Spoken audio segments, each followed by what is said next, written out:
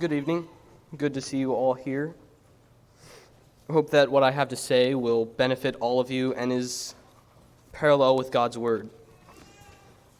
I want to talk for a few minutes tonight about what we're doing right now, and that is worship.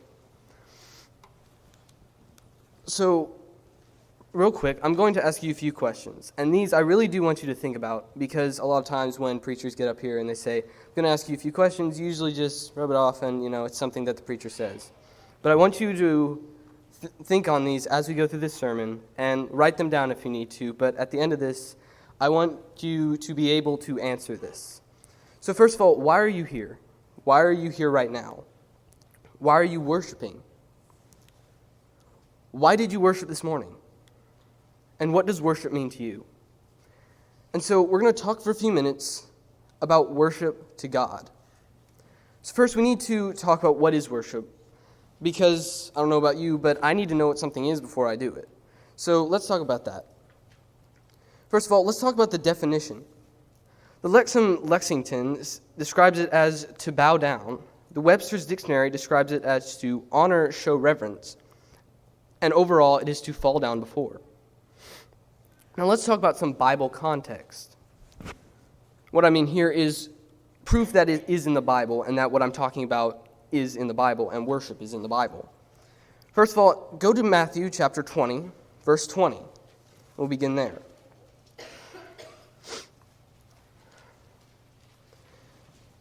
Then the mother of the sons of Zebedee came to Jesus with her sons, bowing down and making a request of him. Next, go to Matthew chapter 18, verse 26. So the slave fell to the ground and prostrated himself before him, saying, Have patience with me, and I will repay you everything. Now this passage isn't talking about Jesus. What it is talking about is the story where the slave did wrong against his master, and now he's coming back to him and asking him for forgiveness. And it says, so the slave fell to the ground. And when you fall to the ground or bow down, that is a sign of respect. And as we will talk in a few minutes about respect is a sign of worship. So now that we talked about the Bible context of worship, let's go to some Bible examples. So first of all, go to Genesis chapter 22, verse 12. This is when Abraham was going to offer Isaac. He said, Do not stretch out your hand against the lad, and do nothing to him, for now I know that you fear God, since you have not withheld your son, your only son, from me. Then Abraham raised his eyes and looked, and behold, behind him a ram caught in the thicket by his horns. And Abraham went and took the ram and offered him up for a burnt offering in the place of his son. Abraham called the name of that place, The Lord Will Provide. As it is said to this day, In the mount of the Lord it will be provided. Now here, we don't see a direct sign of what we just talked about. We don't see to bow down and fall down before, to honor. But we do see that Moses offered the ram up. And as we see all throughout the Bible, a burnt offering is a sign of worship. Next, go to Exodus chapter 34, verse 8.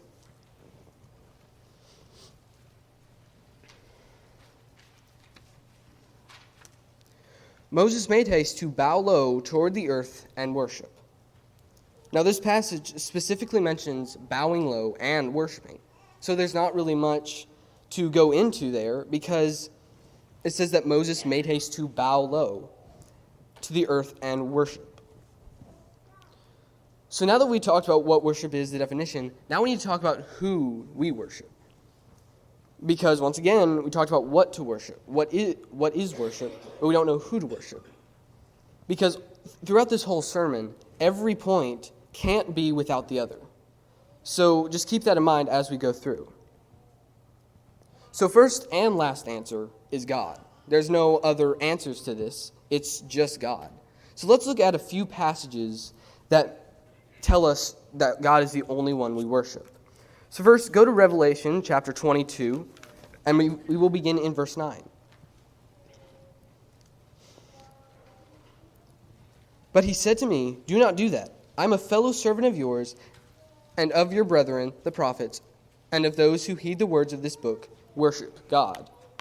So here, and as we see in a lot of these passages that we're going to look at, it is a direct statement that worship God. There's nothing else to it. So stay in Revelation and go to chapter 7 in verse 11. Now this is just put the imagination into your head. This is a very powerful scene. So Revelation chapter 7 verse 11. And all the angels were standing around the throne and around the elders and the 4 living creatures, and they fell on their faces before the throne and worshipped God. So once again, this is a blunt passage. So if you know me, you know that I love blunt passages. Just because if somebody comes up to you, asks you a question, you can just look for a blunt passage, say, here you go. You can go into detail, but blunt passages just tell it what it is, tell it as it is. And here it is saying, basically, the angels and everyone is going to bow to God. And we recently studied Revelation, and the 4 living creatures, we know that the 4 living creatures symbolize, at that time, the big nations of the earth. So this is telling us that no matter who you are, no matter how big you are, no matter how much money you have, everyone at the end of time will bow down to God. Now let's go to 1 Samuel chapter 15, verse 31.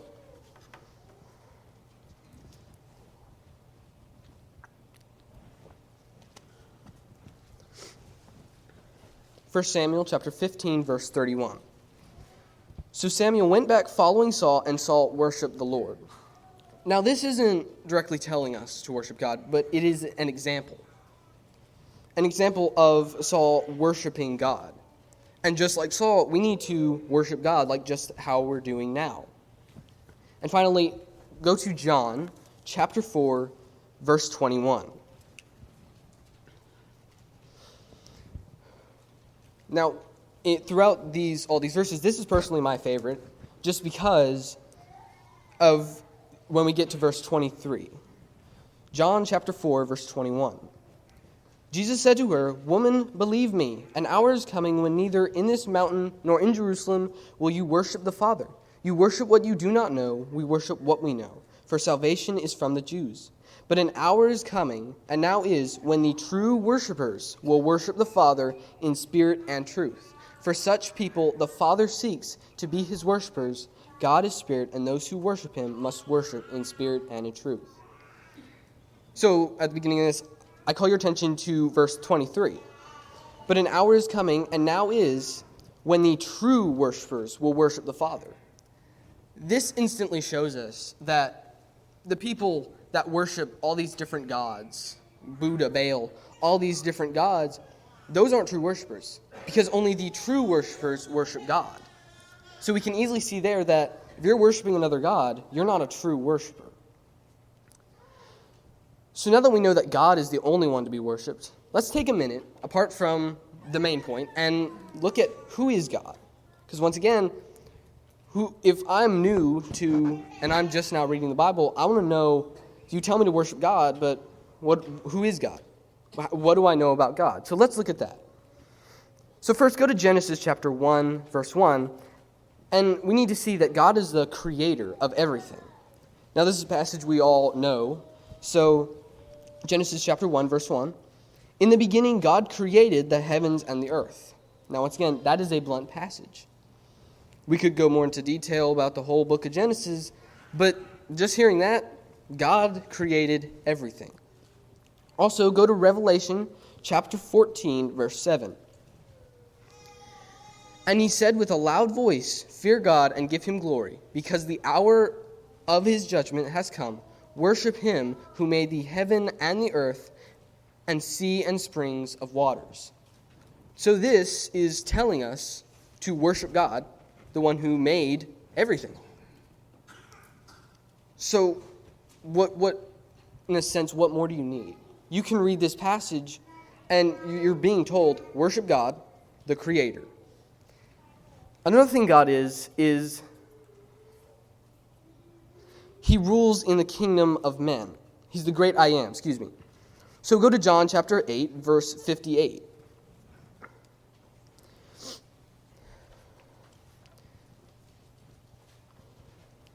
Jesus said to them, "Truly, truly, I say to you, before Abraham was born, I am." Now, you might be wondering, well, this says Jesus said this. You're not God, but you're saying God is the great I am. We could go into very much more detail, and it could be another sermon about Jesus and God, the Godhead, all of that. But simply put it, in a simple sense, in Genesis chapter 1, verse 29, it says that let us make man in our image. So we can easily see that Jesus was there when God was creating. And God is the great I am. We see that many times in the Bible. Another thing is he rules in the kingdom of men. Like I said in Revelation chapter 7, verse 11,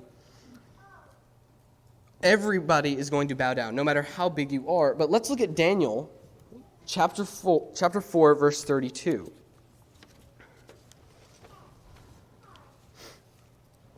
"And you will be driven away from mankind, and your dwelling place will be with the beasts of the field. You will be given grass to eat like cattle, and 7 periods of time will pass over you until you recognize that the Most High is ruler over the realm of mankind and bestows it on whomever he wishes." So this is something we see, once again, all in the Bible. It's what we discussed in Revelation chapter 7, is that no matter how big you are, no matter how big you think you are, everyone is going to bow down to God. And if you're like, well, what if this country invades me, or what if all this stuff happens? You can always trust in God, that God is always going to be in control. He will do whatever he wishes with whomever he wishes, because God rules in the kingdom of men. And finally, no one else. Like I said, with God, it's the first and last answer, but then you have no one else. And there's a very clear passage in the Bible that sums that up. So go to Matthew chapter 4, verse 10. For some context, this is when Jesus was tempted, and after all the temptations. "Then Jesus said to him, 'Go, Satan, for it is written, you shall worship the Lord your God and serve him only.'" Now, I don't know about you, but if Jesus is telling me to worship God and God only, I'm going to worship God and God only. Because Jesus tells me that's all I need. So that should sum it up for you, and we need to worship God and God only and no one else. So now that we know who God is, we need to look at why we should worship him. Because once again, like I said, talking about who is God, now that I know who he is, I need to know, why should I worship him? What is very important about him that I should worship him? So let's look at that. First of all, we are commanded to worship. So go to Matthew chapter 4, verse 10. And we just looked at this, but let's just read it again because it's such a powerful passage. "Then Jesus said to him, 'Go, Satan, for it is written, you shall worship the Lord your God and serve him only.'" Once again, if Jesus is telling me to, then I need to. And also, God tells us to. Go to Exodus chapter 20, verse 5.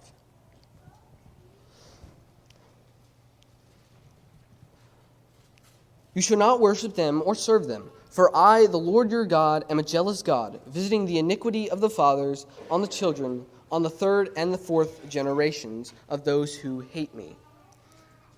Particularly, I would like to call your attention to the beginning of verse 5. It says, "You shall not worship them or serve them." That means that you worship nobody else. You worship me. So once again, if Jesus and God are telling us, that's kind of like, if it's just Jesus, that's powerful and I need to worship God. But if Jesus and God are telling us, that's even more powerful. Also, I'm edified. Go to 1 Corinthians 14.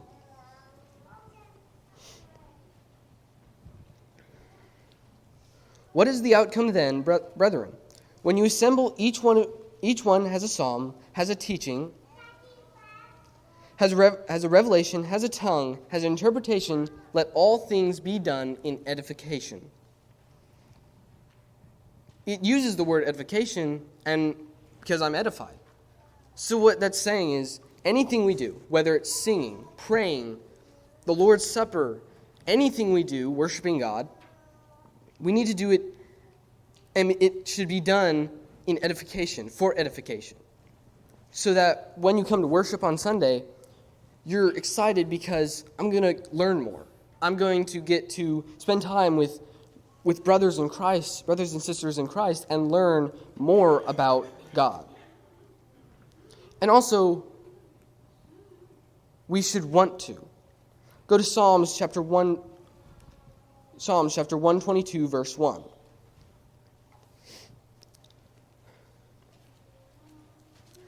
I was glad when they said to me, let us go to the house of the Lord. Now, it's basically like I was saying. When you're getting up on Sunday morning, you don't need to be, I got to go to church this morning. Or, I got to go to church tonight. Or it's Wednesday and you're like, oh no, I got to go to church. That's horrible.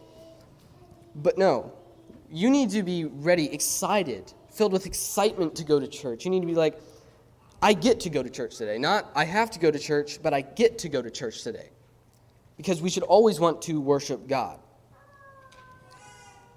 So now that I know why I should, I need to know when to worship. Because if I know what is worship, who to worship, why should we worship, but I take the Lord's Supper and worship and do like a Sunday-style worship on Monday or Tuesday, that's not going to work. So let's look at that. First, it's any time. You're not there. You worship any time. So go to Matthew chapter 26, and this is the example of Jesus worshiping in a very hard time.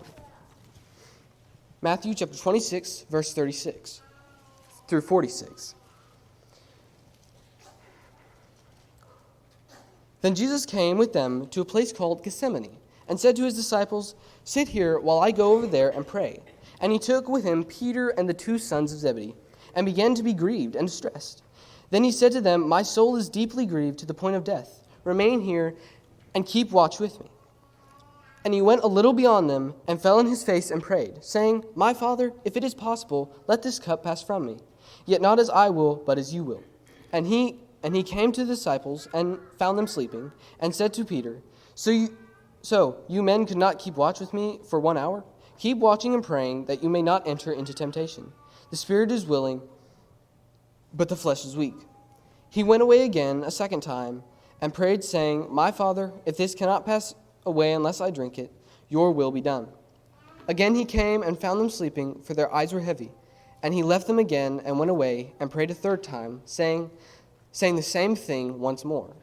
Then he came to the disciples, and said to them, Are you still sleeping and resting? Behold, the hour is at hand, and the Son of Man is being betrayed into the hands of sinners.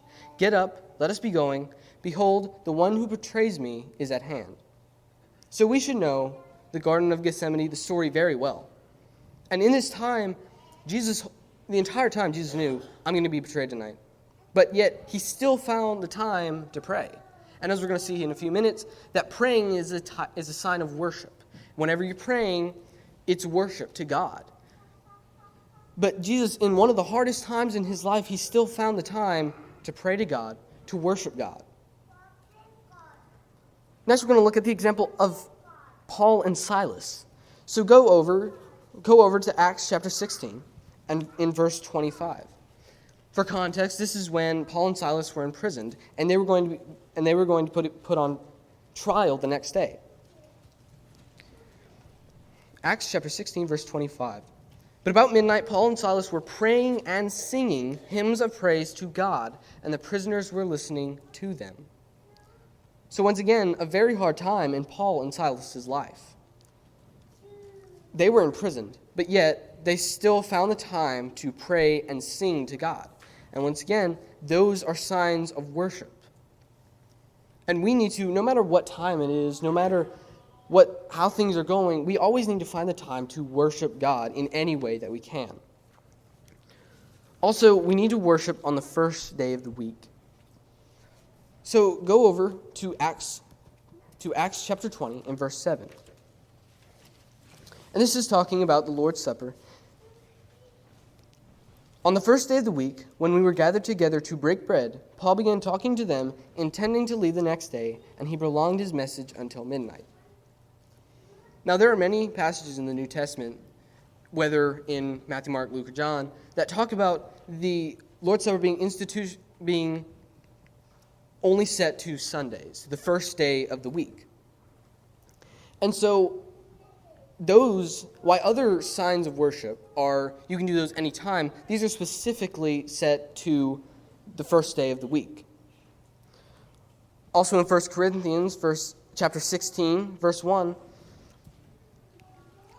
"Now concerning the collection for the saints, as I directed the churches of Galatia, so do you also. On the first day of every week, each one of you is to put aside and save, as he may prosper, so that no collections be made when I come." So once again, just like the Lord's Supper, giving is specifically set to the first day of the week. That's why we come on the first day of the week, because we are commanded to worship on the first day of the week. Because the Lord's Supper, giving anything, once again, anything you do to God in the right manner, that is worship. So now that I know, but there are some things that people say worship is too hard.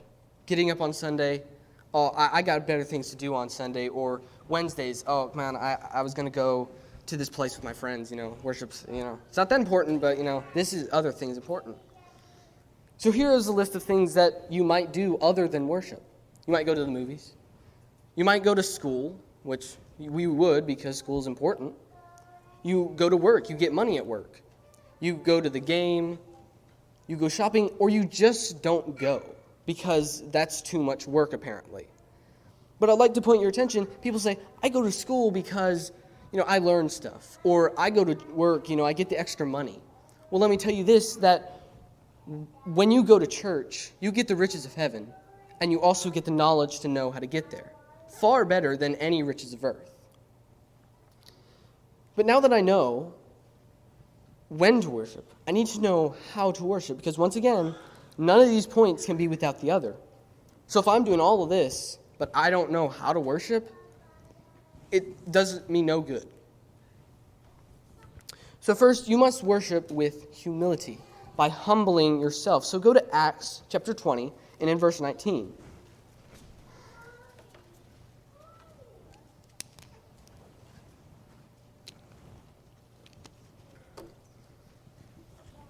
Acts chapter 20, verse 19. "Serving the Lord with all humility and with tears and with trials which come upon me through the plots of the Jews." So it says here that we need to worship with humility. And basically what that means is when I come to church, I don't need to think, well, I'm dressed nicer than that guy. Or, I'm doing better than he is. Or in a way, I don't know how you can think this, or I'm better than God, I've done a lot more with my life. What has God done? He's just sat up in heaven. But no. God is far more superior than you. God is far more important. And everyone, when you come to worship, you're all the same in God's eyes. No one is different. Also, I must worship with reverence, to honor, have a deep respect. Go to Psalms chapter 5, verse 7. "But as for me, by your abundant loving kindness, I will enter your house. At your holy temple, I will bow in reverence for you." We need to respect God. We need to honor God. We need to do as he says. We need to come to church with a respectful manner, respecting God and what he said for us to do. We also need to come to worship with joy. We need to be happy to come to worship. Stay in Psalm and go to chapter 95, verse 1 through 2. "O come, let us sing for joy to the Lord. Let us shout joyfully to the rock of our salvation. Let us come before his presence with thanksgiving. Let us shout joyfully to him with psalms." Once again, I don't know about you, but I love singing. Whenever we come here, or whenever I go to another congregation and visit, singing, I always love it, because just to hear all the voices blend, I'm happy to sing. It makes me joyful, but not just in singing is where you need to be happy. You need to be happy that you're here. You need to be happy whenever you're doing anything. Once again, praying, singing, the Lord's Supper, anything. You need to be happy that you're here. And to go along with that, you also need to be thankful that you're here. Stay in Psalms once again and go to chapter 100 and in verse 4. Enter his gates with thanksgiving and his courts with praise. Give thanks to him. Bless his name. When it says enter his gates with thanksgiving, we can think of that as when we walk in those doors on Sunday morning, Sunday night, or whenever you meet during the week. That when we come in here, we need to be thankful that I get to worship. Because some countries, you can't worship. You're persecuted. You're killed. You're thrown in prison if you worship. We have the freedom to come here. And God gives us an opportunity to come here and to save our souls. And also, we need to worship with dignity. Go to 1 Corinthians chapter 14, verse 40. But all things must be done properly and in an orderly manner. So what this is meaning is properly or serious. I don't need to come to church and goof off, It's just church. I can laugh and do whatever I want. But no, when you come to church, during the worship service, you need to be serious. Because worship is not a laughing matter. Worship is serious. Because if you don't worship, you're going to go to hell. And that's pretty serious to me. So, out of all these things, you need to have humility, reverence, joy, thankfulness, and dignity. Because if you do these things, you will be one step closer to going to heaven. So now that we know that, we need to talk about who to worship. Because once again, all of these points can't go without the other.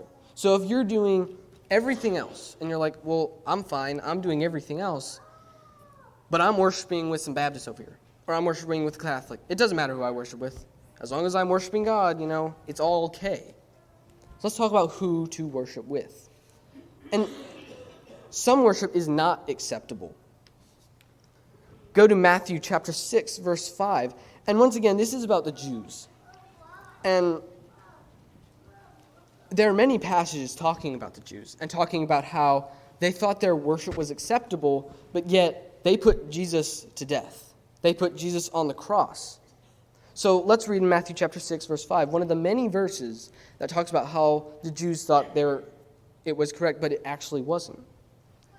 When you pray, you are not to be like the hypocrites, for they love to stand and pray in the synagogues and on the street corners so that they may be seen by men. Truly, I say to you, they have their reward in full.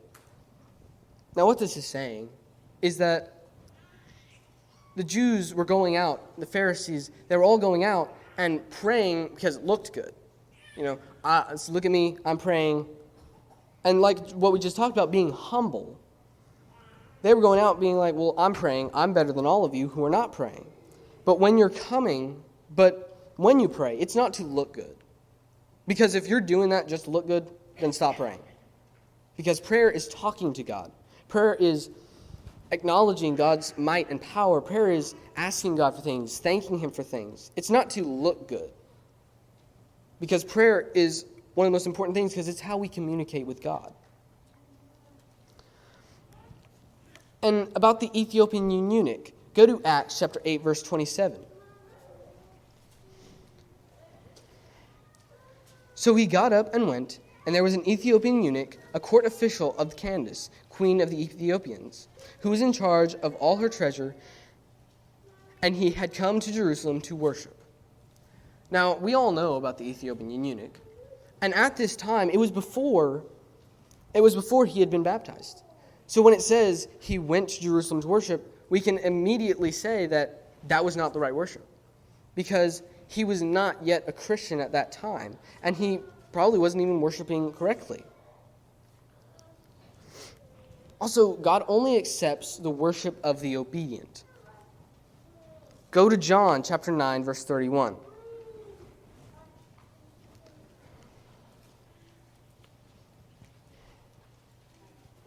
We know that God does not hear sinners, but if anyone is God-fearing and does his will, he hears him. Now, a sinner is the term that uses when you don't follow God. So not worshiping God is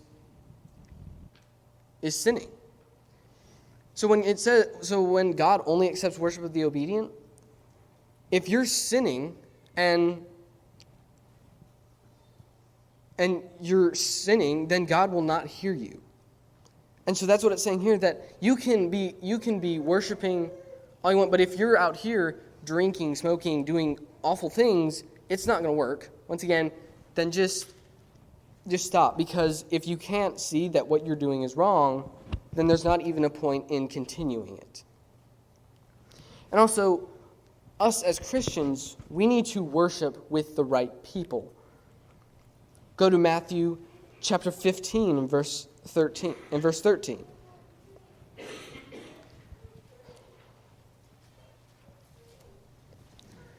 But he answered and said, "Every plant which my heavenly Father did not plant shall be uprooted."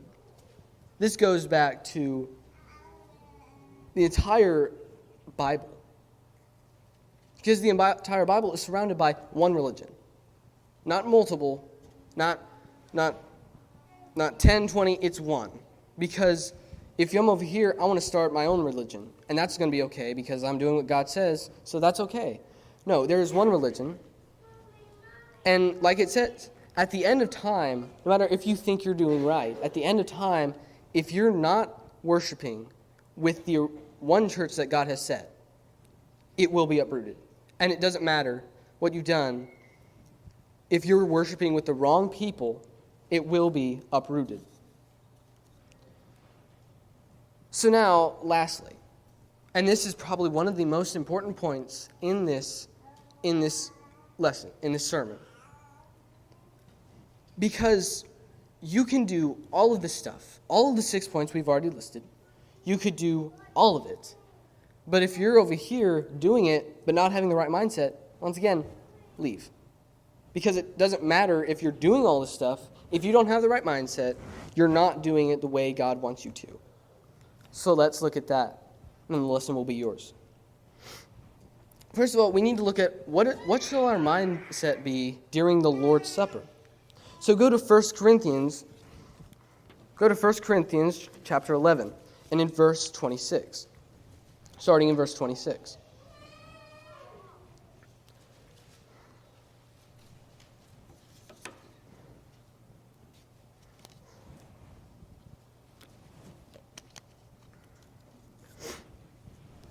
For as often as you eat this bread and drink the cup, you proclaim the Lord's death until he comes.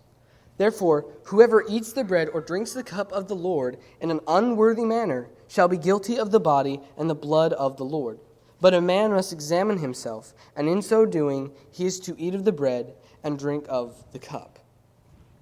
So what this is saying, and what a lot of verses say in the Bible, when we're partaking of the Lord's Supper, we're not to be thinking on the outside things, thinking what I'm going to do when I get home, thinking, oh, what is that guy doing? Or why is that baby crying?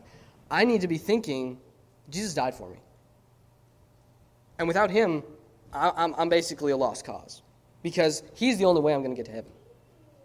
And without him, there's no chance. So I need to be thinking on Jesus and his death and what he did for me. We also, during the entire worship, not set to just one part of worship, we need to love the Lord. Go to Deuteronomy chapter 6, verse 5. You shall love the Lord your God with all your heart and with all your soul and with all your might. Now this verse is, I remember reading this as a little child. I've known this verse forever. Because it's saying you need to love the Lord with every part of you. Because if I'm showing that I love the Lord, but I don't actually love the Lord, you don't love the Lord. You need to love the Lord with every part of you. And even while doing worship, you need to love the Lord. Also, we need to be in the same mind. So basically what I'm saying is, we need to not all be thinking, well, the exact same words, the exact same thought at all times, but we need to be thinking the same thing. So go to Romans chapter 12, verse 16. Be of the same mind toward one another. Do not be haughty in mind, but associate with the lowly. Do not be wise in your own estimation. We talked about this a minute ago.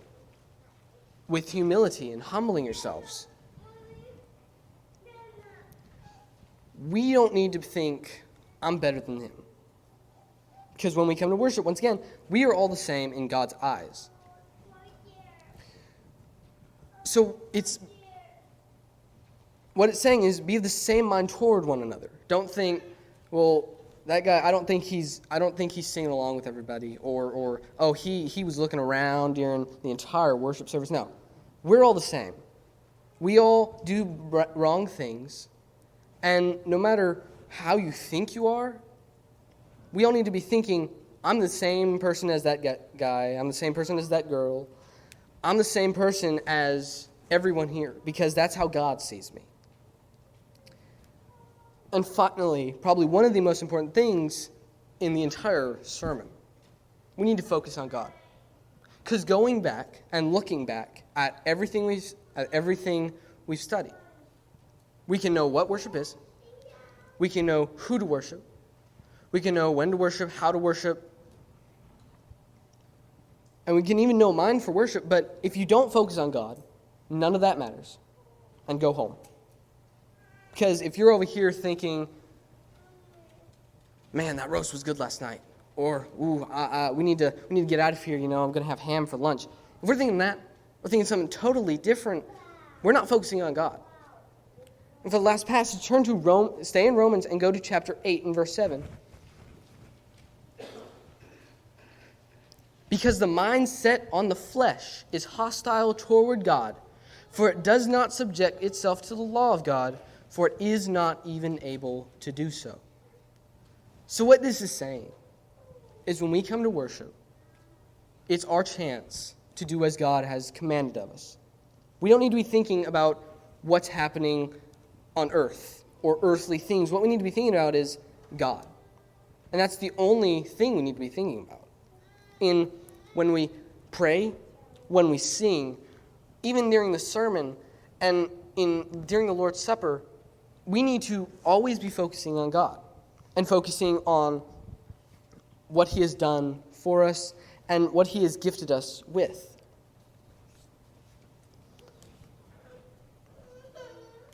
So, after all these things that I've said, what do you think now? Look back at those questions, if any of you wrote them down. I want you to go home tonight, I ask of you, and look over those real fast. And after all that I've said, I want you to think, what is, and why am I worshiping? Why do I come here? Do I come here just because, well, my parents, they always took me as a kid, or because, it's just the usual thing or the normal thing, or everybody expects me to?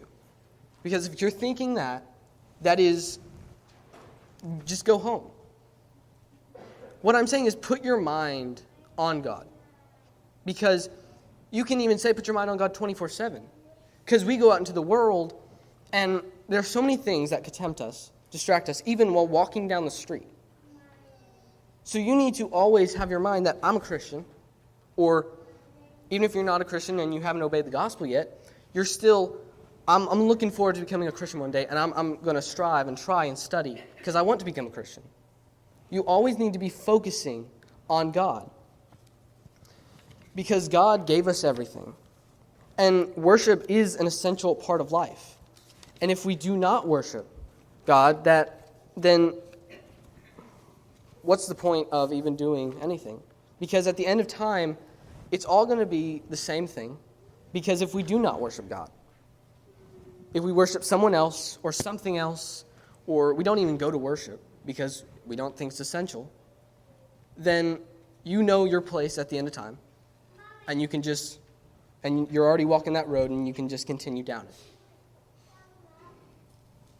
If there are any here who have had sin in their life, have already obeyed the gospel, but still have sin in their life, if there are any of those here that have not even obeyed the gospel yet, please come as we stand and as we sing.